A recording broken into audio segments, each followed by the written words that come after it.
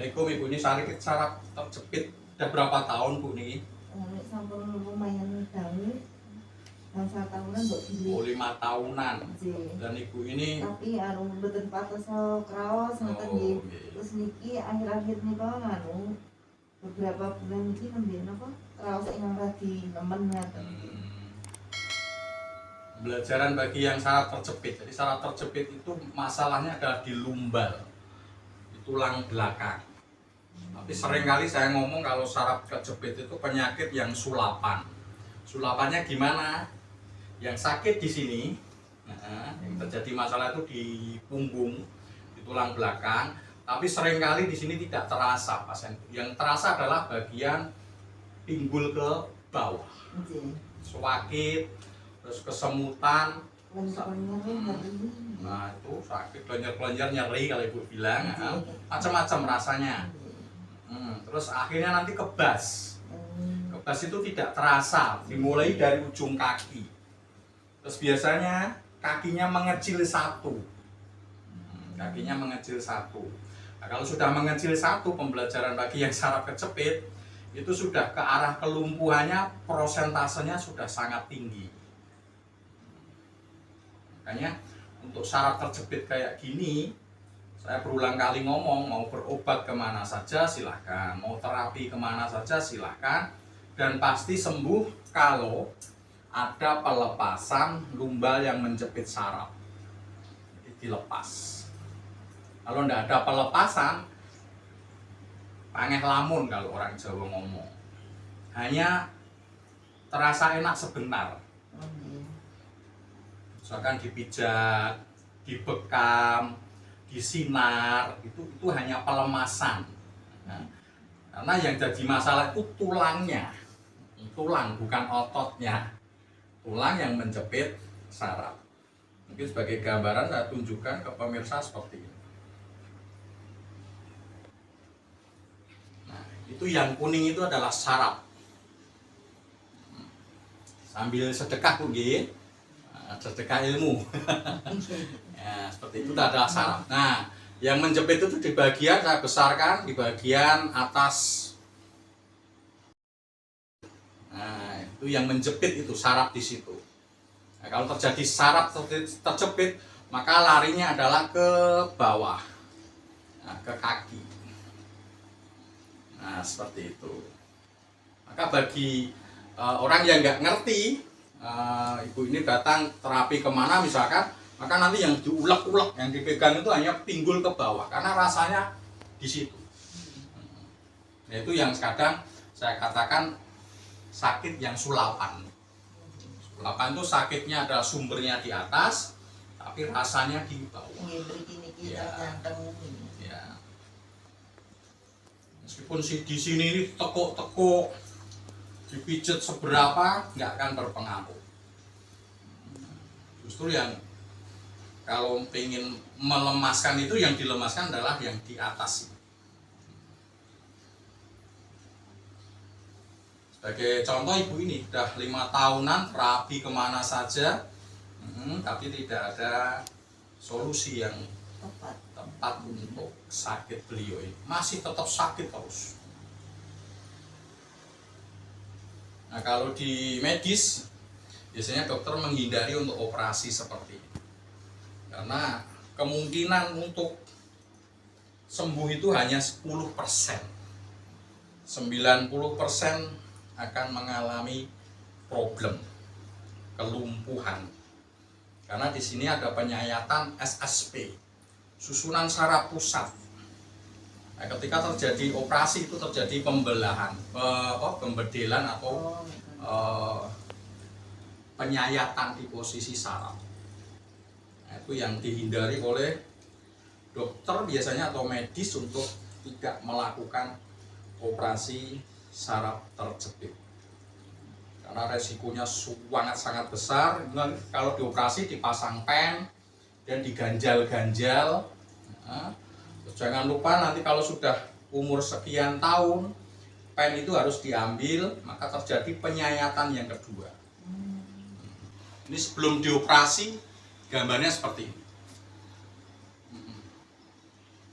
Ya, ini sebelum dioperasi.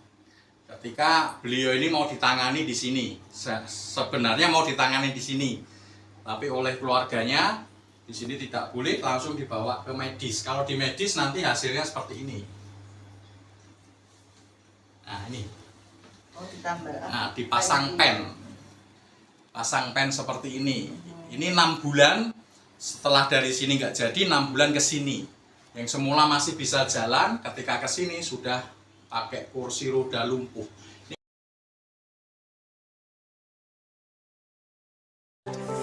Wow. Kalau dari samping seperti ini. Nah, ini penanganan di medis pasien saya yang dari Banjarnegara, mantan pasien. Nah, akhirnya lumpuh karena dipasangi pen seperti ini. Nah, ini pembelajaran aja bagi yang saraf terjepit. Untuk penanganan itu harus posisi yang tepat.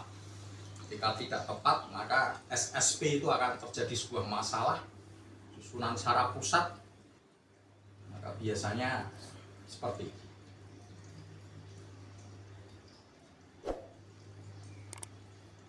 Kalau orang lumpuh dari saraf kejepit itu kayak sulapan. Jadi pernah saya punya pasien lumpuh banyak. Kita ini selesai. Kalau di sini namanya operasi tanpa bekas, itu selesai, maka otomatis jadi sulapan. Sulapannya gimana? Yang semula nggak bisa jalan, bisa jalan. Sehingga mohon maaf saya agak pamer sedikit. Saya pernah dikasih hadiah mobil sama pasien. Karena... Oh my God! Wow! Sudah kemana-mana, saraf kejepit, lumpuh. Kebetulan juga dari keluarga yang berada, ternyata lumpuh itu nggak ada artinya. Punya mobil banyak, punya harta banyak itu nggak ada artinya. Saking senengnya, saya dikasih hadiah mobil sama pasien. Nah, itu sebuah gambaran, saya bukan pamer enggak, tapi sebuah gambaran saraf kejepit itu kayak sakit sulapan. Begitu kena tiba-tiba lumpuh. Tapi begitu selesai penjepitannya itu di saraf itu, ya udah, yang semula lumpuh bisa jalan lagi, bisa normal lagi. Nah, seperti ini kasusnya misalkan. Nah, ini yang normal, anak lumbal ini sama lumbal ini ada jarak. Ini yang tadi Bu, maaf ya. Ini sama ini ada jarak. Tapi kalau ini sama ini tidak ada jarak. Ini yang jadi masalah. Nah, terus ini sama bawahnya ini semakin lengket. Nempel. Nah, ini sarafnya terjepit. Yang gambar yang pertama tadi, yang kuning-kuning saraf tadi nggak ke sini kejepit. Maka larinya adalah ke bawah. Kalau ngelihat ronsen kayak gini, akan tahu ini diarahkan kemana, kanan atau kiri. Nah, terus ada ronsen yang dari samping. Maaf, gambarnya tidak terlihat. Nah, ini didengkekke apa di dingklukne bahasa Jawane. Itu terlihat di sini. Nah, maka penanganan saraf kejepit kalau di Mahanani sangat hati-hati sekali. Karena prinsipnya orang yang ke Mahanani ini tidak hanya sekedar terapi, tapi prinsipnya kita anggap semua yang datang ke Mahanani ini ingin sembuh. Nah, maka kita penanganannya ekstra hati-hati, ekstra teliti. Nah, jadi kalau datang pertama kali itu yang lama di Mahanani adalah diagnosa. Jadi kalau datang nggak langsung ditek-tek mana keluhannya langsung ditangani, enggak. Kita akan cari dulu sumbernya di mana. Juga sangat teliti sekali karena kita berprinsip kalau orang yang datang ke Mahanani ingin terapi itu tidak hanya sekedar pengen dipegang, pengen sembuh sesaat, tapi pengen sembuh selamanya. Oh, itu daftarnya tanggal 2 Desember nih kok Pak. 2 Desember tapi ini saya, tanggal berapa ini? 22, tapi saya nyuruh yang hari Minggu gitu. Oh. Soalnya tidak hari Minggu kan jangan malam. Yang tak lakukan ke ibu adalah pelemasan saja.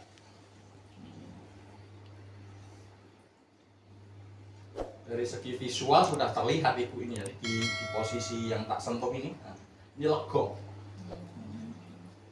begini. Tapi meskipun secara visual seperti ini sudah terlihat, tapi saya tidak akan gegabah untuk menangani karena dalamnya kita tidak tahu kayak apa. Nah, untuk tahunya harus ronsen. Ronsen itu murah.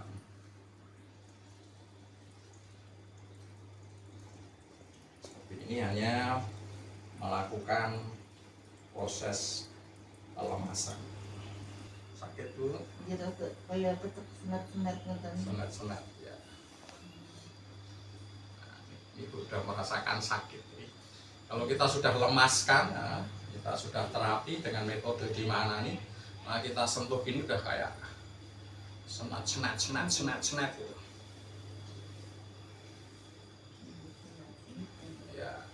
Itunya di sini yang terjadi masalah, tapi kita tidak akan eksekusi karena harus posisi lihat ronsennya dulu.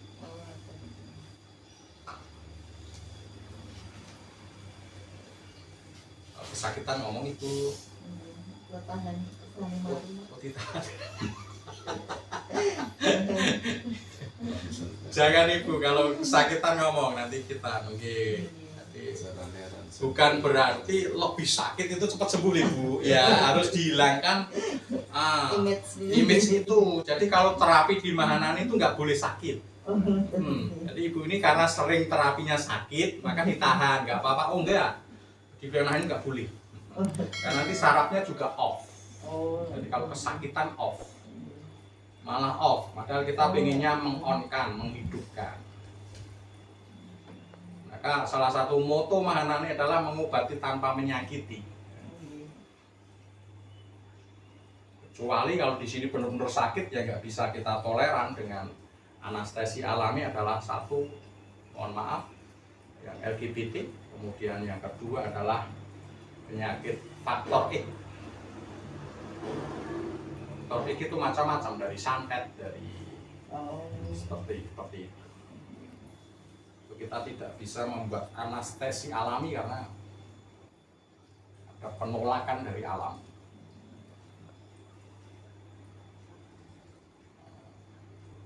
Ini rasanya lain lagi. Kayak apa Bu? Di laser nih. Oh, kayak di laser. Ini di laser ya.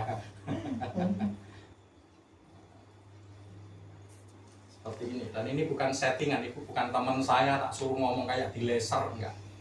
Saya kenal ibu juga baru ini, baru ketemu. tak apa adanya. Memang pakai sinar laser kalau ini bapak lihat. Oh iya dong. Mungkin. Nanti tanya bapak gitu. Pemirsa ini cukup pembahasannya, jadi mohon maaf untuk pemirsa semuanya, nggak ada penanganan yang lebih lanjut untuk selain pelemasan saat ini. Dan minta doanya pada pemirsa semua agar ibu ini dapat keajaiban karena sudah mau bersedekah, berbagi info dengan kita semua. Semoga menjadi pembelajaran bagi yang sakit saraf terjepit, yang belum menemukan solusi, belum menemukan titik terang seperti apa penanganan dan sebagainya. Semoga ini tadi bisa memberikan gambaran, sedikit gambaran tentang saraf terjepit. Kemudian kalau saya ada salah, saya mohon maaf. Salam sehat, salam semangat. Wassalamualaikum.